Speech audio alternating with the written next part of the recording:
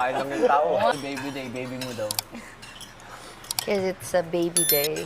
Hello guys, PBB ganap. JM tinawag na baby ni Jazz. Kitang-kita nga at rinig sa dalawang tenga ni Dylan ang pagkasabi ni Jazz na baby niya si JM. Kagabi nga sabi ni JM na kaya siya dumastansya kay Sofia dahil naawa siya sa manliligaw nito. Kaya baka ngayon na ang huling paramdam ni JM kay Sofia dahil nga na-realize niya na mali ang ginagawa niya sa pagdikit kay Sofia dahil nga ay may manliligaw ito sa labas.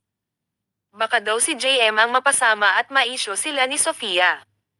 Pero hindi alam ni JM na sobrang lakas ng fanbase nila.